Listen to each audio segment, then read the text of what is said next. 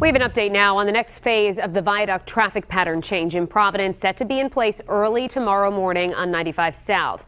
Eyewitness News reporter Steph Machado checked back in with the DOT. She joins us live from the Providence Mobile Newsroom with any last-minute information drivers need to know. What did you find out, Steph?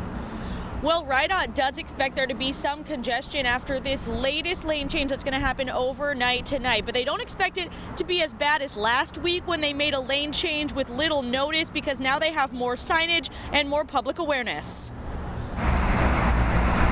Just as drivers seem to be understanding the new traffic pattern on 95 South, RIDOT is making the next move.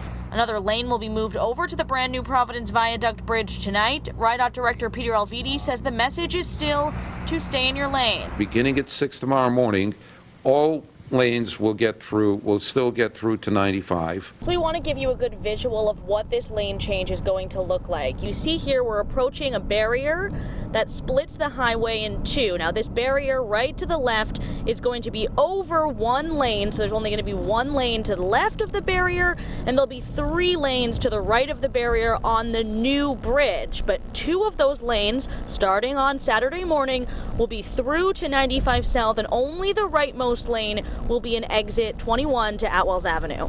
You'll recall last week's lane shift didn't go over well. There wasn't much notice to drivers or clear signage, and a traffic jam ensued. So RIDOT switched it back, waited a few days, then redid the lane shift with upgraded signs and painted lanes. I think lessons learned from this kind of situation will help improve the organization in the future. Of course, the point of all this is to move the entire southbound side of the highway onto the brand new bridge. The last lane will be moved in 2 weeks.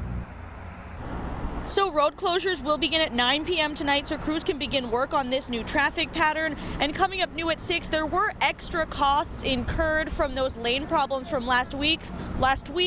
We'll show you the numbers. Reporting live with the Providence Mobile Newsroom, I'm Steph Machado, Eyewitness News.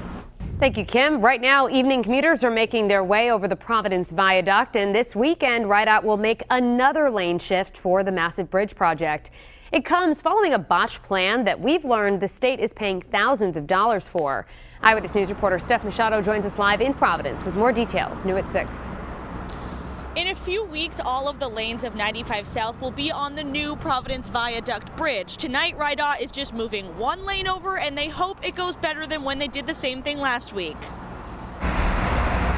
The message remains, stay in your lane, as RIDOT moves lanes one by one from the old Providence Viaduct Bridge to the new one. All lanes will still get through to 95. Tonight's shift will move one more lane to the right of this median that split the highway last Tuesday morning. The first time around, RIDOT didn't give much notice or have clear signage, so drivers thought they were being forced to exit, and a traffic jam ensued. So RIDOT switched back to the old pattern, waited a few days, then redid the shift over the weekend with new signage. We made corrections, and it seems as though they are working. RIDOT Director Peter Alviti says the mistakes did result in extra costs for this project.